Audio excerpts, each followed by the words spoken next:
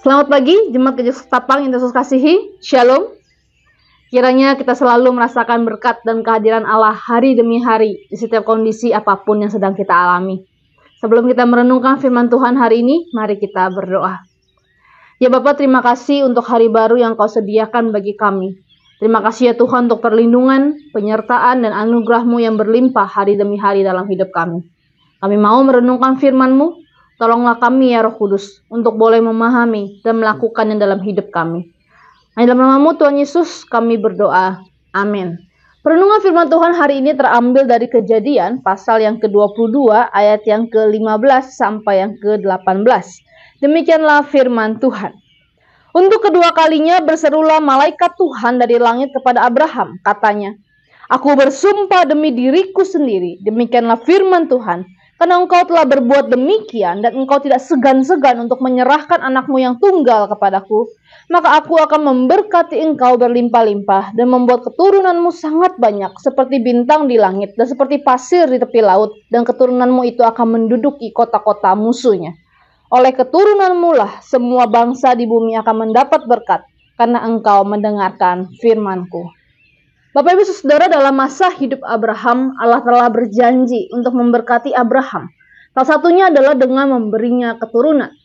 Namun pada kenyataannya Abraham tidak hanya menunggu selama 1 tahun, 5 tahun, atau 10 tahun, melainkan 25 tahun. Dia menanti janji keturunan itu.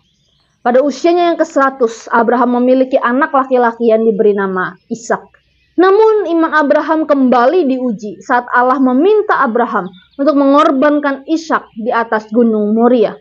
Mungkin kita berpikir, apa-apaan ya Tuhan? PHP banget, memberi harapan palsu. Sudah dikasih, diminta lagi. Mendingan gak usah dikasih daripada diminta lagi.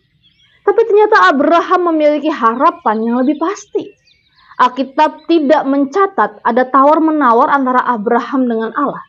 Abraham menunjukkan ketaatannya secara teguh dengan membawa Ishak ke atas gunung Moria. Dan dia berpengharapan bahwa Allah yang akan menyediakan anak domba untuk korban bakaran. Tapi saudara, apa yang membuat Abraham sedemikian yakin kepada Allah? Ya, Abraham sudah melihat bagaimana Allah menepati janji dan sumpahnya. Dan janji itulah yang menjadi jaminan bagi Abraham untuk terus berpengharapan kepada Allah. Bapak Saudara, budaya janji dengan disertai sumpah itu sudah ada sejak dunia kuno. Manusia biasanya membuat sumpah pada sesuatu atau seseorang yang lebih tinggi daripadanya.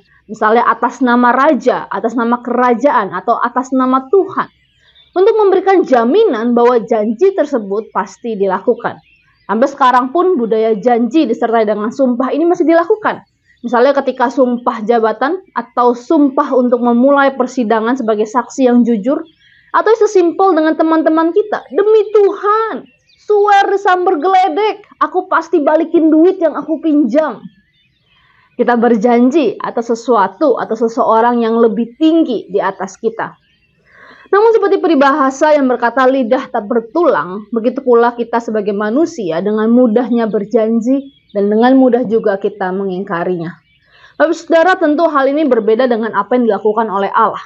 Allah yang kita percaya dan sembah adalah Allah yang tidak mungkin berbohong dan tidak mungkin mengingkari janjinya sendiri karena sifat dan naturnya yang benar dan setia. Walau begitu, saat Allah berjanji kepada manusia, di ayat yang ke-16 kita melihat Allah menyertai janjinya itu dengan sumpah demi dirinya sendiri, karena memang tidak ada yang lebih tinggi atau besar dibandingkan dirinya sendiri. Hal ini dilakukan oleh Allah dengan satu tujuan agar mendorong dan menguatkan harapan manusia yang gampang goyah. Allah seolah memberikan double security, keamanan ganda kepada manusia bahwa janjinya itu tidak akan pernah diingkari dengan menggunakan sumpah. Cuma kekasih Kristus, firman Tuhan ini menjadi kekuatan dan pengharapan bagi kita untuk tetap mengandalkan Tuhan Yesus dalam hidup kita. Sebelum ia naik ke surga, dia berjanji untuk menyertai kita sampai akhir zaman. Karena itu apapun pergumulan, masalah, penderitaan yang kita alami hari ini, jangan sampai kita putus asa, apalagi kehilangan iman kita. Mari bertahan, mari berjuang bersama Tuhan Yesus yang berjanji berjalan bersama dengan kita. Mari syukurilah hari demi hari, karena kita punya Allah yang setia dan penuh kasih. Mari naikkan pujian supaya hati kita tidak semakin ditekan masalah, tapi mata iman kita terus memandang kepada hatinya Allah yang baik bagi kita. Kiranya Roh Kudus menolong setiap kita. Amin. Mari kita berdoa. Ya Bapa, tolonglah kami agar tidak kehilangan iman dan harap kami hanya kepadamu. Tolonglah kami agar kami bisa percaya kepada hatimu yang baik itu, meski hal-hal yang tidak baik bisa terjadi dalam hidup kami. Tolong kami ya Tuhan, tolong kami ya Roh Kudus. Hanya dalam namamu Tuhan Yesus kami berdoa. Amin.